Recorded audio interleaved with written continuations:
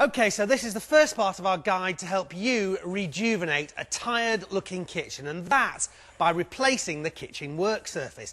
Now, it's not a simple job, but if you use the correct tools and the information we're going to give you in this guide, then you can do it. And don't forget, if you miss anything, you can always replay this video or even download it and take it with you.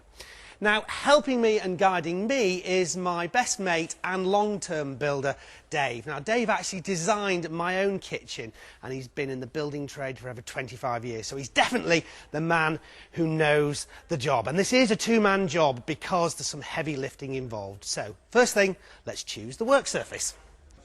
All right, Dave. Hello, mate. How you doing? I'm good. So what do you reckon?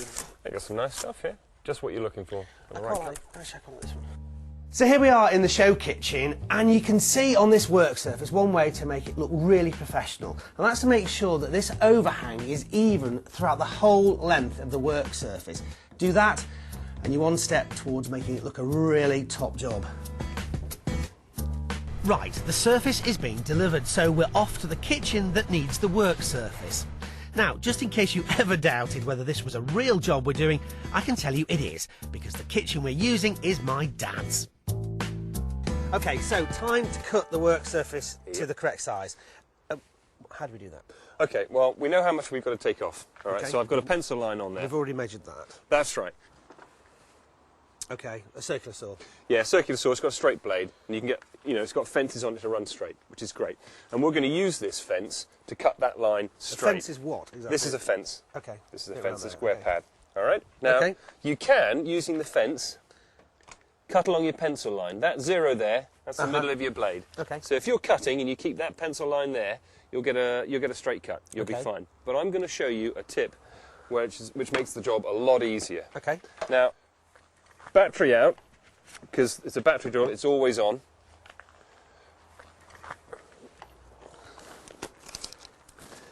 That blade is 25 millimeters away from the fence. Okay. All right. And we mark 25 millimeters in from your line. There's 1, 2, 3. Then use a straight edge. This is a spirit level, so I know it's true. Put them on your pencil lines. And then I get one of these really nice clamps, which are great because you can use them with just one hand, which means you don't have to ask anybody else to help you. The great thing about this is that if you trust that and you're running straight, all you've got to worry about is the saw, rather than am I on the line or not. And if you go off, presumably you'd actually go off into the waste bit. This is the waste stuff, so if you drift off that way, you haven't ruined your job, because you cannot physically go down into the stuff you want to keep. Great. Okay, you want to have a go? Yeah, sure. All right, goggles on. Okay. Battery back in. Battery back in, finger off the trigger.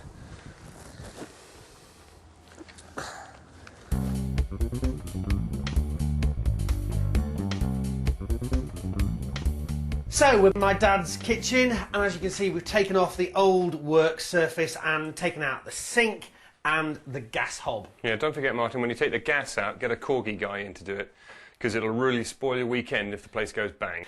So they're gone. Now what happens? Well, now we're going to put the offer the worktop up, put it on the back wall, see how it fits, if we need to do any cutting or adjusting on it.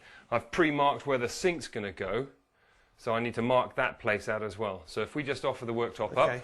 Now this is why this is a two-man job, because this is actually very heavy and awkward. Oh, you right there? Okay. Slide it in, jack the curtain, lift it up a bit. You got it. That doesn't look too bad. Okay, we're quite lucky with the gap here. It's close. It only fades a little bit down there, but that's okay. That's enough. The mastic will cover that. We're lucky. Okay.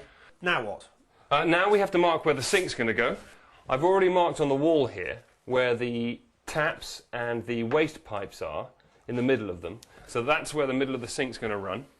So now all we have to do is pull the work surface off ever so slightly, mark the back of it, and now we're going to flip it over and cut the hole for the sink. Okay. Another bit of a lifting job here. All right.